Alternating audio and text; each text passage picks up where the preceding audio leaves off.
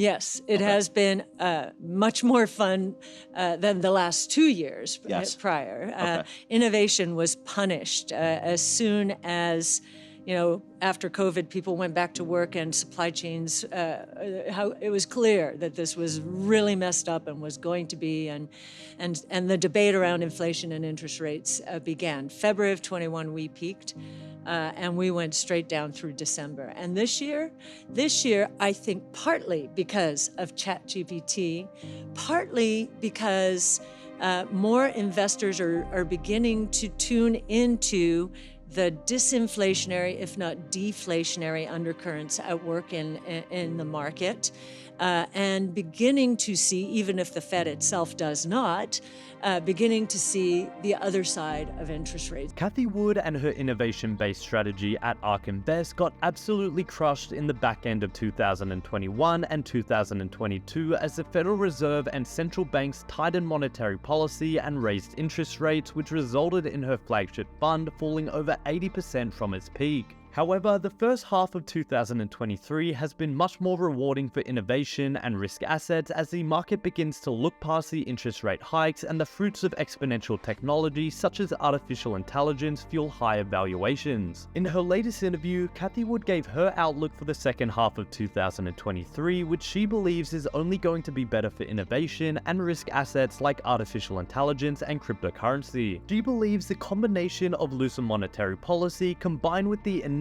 deflationary pressure of technology will both fuel deflation, which is a contrarian viewpoint, as most are still expecting high inflation to stick around. This notion of deflation isn't just thrown out there, it's grounded in the recent data trends that Cathie passionately deconstructs for us, dissecting everything from the Bloomberg Commodity Price Index to the behavior of the Fed. Cathie believes investors are overlooking an incoming wave of deflation that will bolster innovation and technologies like crypto and AI. This is because as deflation rears its head, this will signal to the Fed and central banks that they need to loosen monetary policy quickly and lower interest rates to fuel the economy. In these scenarios, the assets that outperform the most are those furthest out on the risk curve. Make sure to stick around to the end of the video as Cathie lays out her compelling argument, unraveling the deflation mystery and explaining why this unexpected turn is bullish for innovation. Also, only a small percentage of my viewers are actually subscribed. If you enjoy finance content, consider subscribing or liking the video. It's free and you can always change your mind. I will say, as we look at the broad market, the narrowness, the breadth, it has dropped so significantly that many people are wondering about the true health of this market. Now, we think the resolution is going to be, and we're beginning to see it, as you say, in some of the less than mega cap tech stocks. We think the resolution is that the rest of the market will catch up if we're right on this notion that the big surprise, probably the biggest surprise out there for the second half of this year is deflation. I am shocked that, I don't know, I think they have 200 PhDs, and I'm truly shocked that these PhDs are not holding up charts. If you look at the Bloomberg Commodity Price Index, it's down 29% year over year. Oil stocks are the worst of the year this year. Copper missed, the commodity with the PhD is breaking down, and so I think we're seeing a lot of deflation enter the pipeline, and that what the Fed is looking at, lagging indicators. I mean, horribly lagging indicators.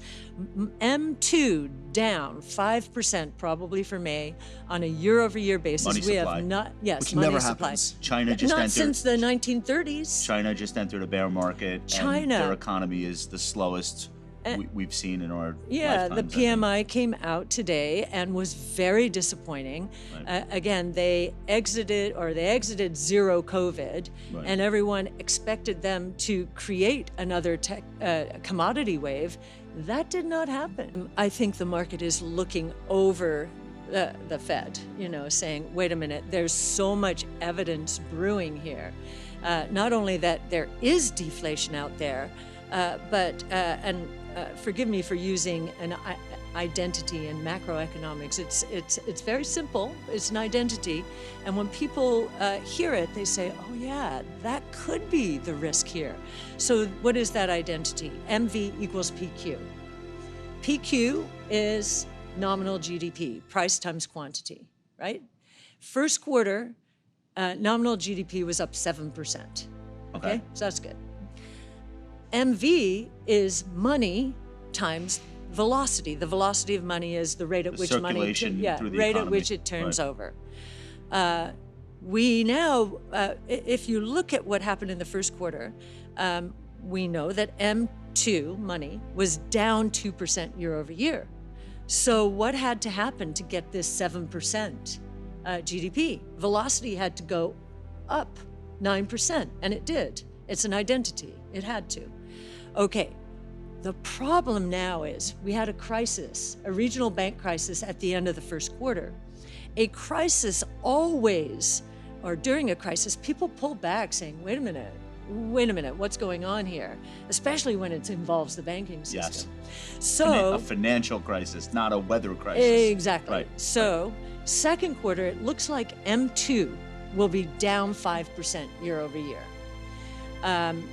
And velocity, if we want to get the consensus nominal GDP numbers, 5 to 6%, velocity will have to be up 10 to 11%. It's not going to be. So I think that's why we're seeing some breaks here in pricing. I think that what is giving way is pricing, because the consumer has been saying, no mas, we're trading down, we are not. So I think that the margin pressure that we're going to see here is going to be serious. And an antidote to that is technology, AI, productivity gains. So I think innovation solves problems. I think that's another reason our stocks are doing well. Innovation is deflationary, right? Once and you look at what adopted, Elon's doing. You look at what Elon's doing. Everybody thinks Elon is cutting prices because demand has fallen off, and it may very well. But he can afford to cut prices because his margins are so much higher than all of the other auto companies out there. And he has always said he would drive prices down in line with cost declines. Now, maybe a little bit more now because margins have come in. But this is the history of innovation. But we have so much innovation now taking place at the same time. I mean, I go through the 5 platforms, if I may, just quickly name them. Please. So multi-omic sequencing. We used to call it DNA sequencing, but it's RNA, it's proteins, it's methylation, it's complicated. It's going to transform healthcare. Highly deflationary. You've got robotics, same thing. Industrial robotics, energy storage. Can we back up? How is gene sequencing and the like, how is that deflationary? Because it seems to me that the better the medicines, the more expensive when they first come out. So what I'll do is I'll lay out the 5 platforms along with the deflation that they're causing. And then, Great. Yeah. Let's take DNA sequencing. We've done the work on that. So we center our research on something called Wright's Law, which helps us understand how quickly costs associated with new technologies are going to decline. DNA sequencing, there are 2 flavors. One is vanilla. Long read sequencing, which is more accurate, more comprehensive, but more expensive. Okay. And then the other one is short read. If you know Illumina, you know short read sequencing. PacBio is long read sequencing. Long read sequencing, for every cumulative doubling in the number of whole human genomes sequenced. So when we say cumulative doubling, it's 1 to 2, 2 to 4, 4 to 8. And we're at a low base. For every cumulative doubling, costs associated with long read sequencing drop 28%. With short read sequencing, that number is 40%. If you look at industrial robots, that number is 50%. And that's at an extremely low base in the hundreds of thousands around the world. This is robots to manufacture or to operate an Amazon warehouse? Or to pick and place, yes. Okay. That's right, in hundreds of thousands, so very low base compared to where we're going. If you look at energy storage and drivetrain technology, that is 28%. Batteries. Batteries, sure. And drivetrains generally. artificial intelligence is shocking us. So if we do Wright's law, that number is 48% for every cumulative doubling of a metric of data that we use. Now, what's interesting about that is the cumulative doubling there is taking place in less than a year's time. So AI training costs are dropping 70% per year. Big Ideas 2023. So our chief futurist, Brett Winton, prepared a convergence section, the convergence between and among these technologies. And we have scored the impact of each of these technologies in catalyzing innovation generally. AI wins, hands down. Okay. So AI is the biggest catalyst and is involved in each one of these technologies.